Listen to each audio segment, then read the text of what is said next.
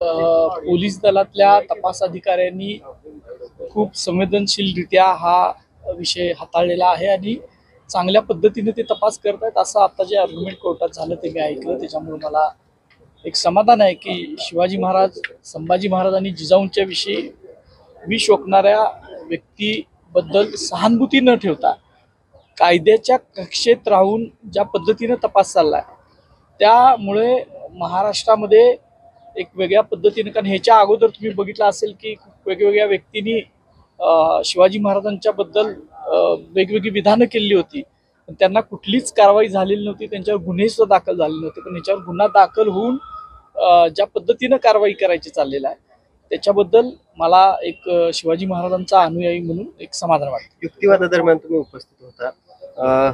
असीम सरोदे युक्तिवाद करत असताना आरोपीच्या वकिलांनी थेट माईक बंद करा अशा पद्धतीचं वक्तव्य केलं। त्यांच्याकडे डिफेन्सला काही नसल्यामुळं त्यांनी आमचे आदरणीय असीम सरोदे सर वकील जे आहेत त्यांचा ते ऑनलाईन होते, त्यांचा माईकच म्यूट करा अशा पद्धतीनं थोडंसं बोलायचा प्रयत्न केला।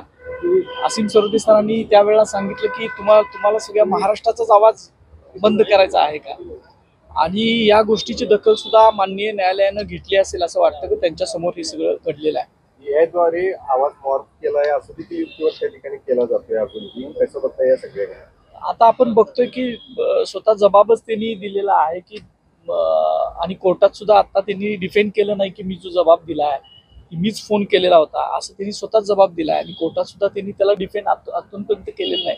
त्या अर्थी AI आणि ह्या सगळ्या गोष्टी मुळातच एक वेगळ्या पद्धतीनं खोटं बोलायचं म्हणून ते केलेलं होतं असं लक्षात येतं।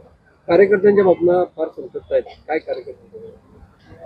कार्यकर्त्यांचा भावना संतप्त असणं साहजिक आहे, कारण शिवाजी महाराजांच्या बद्दल ज्या खालच्या थरावर जाऊन बोललेलं आहे त्याच्याबद्दल सगळा महाराष्ट्र, सगळ्या देशभरातल्या शिवभक्तांच्या भावना, सच्च्या शिवाजी महाराजांच्या अनुयायांच्या भावना या संतप्त असणं साहजिक आहे।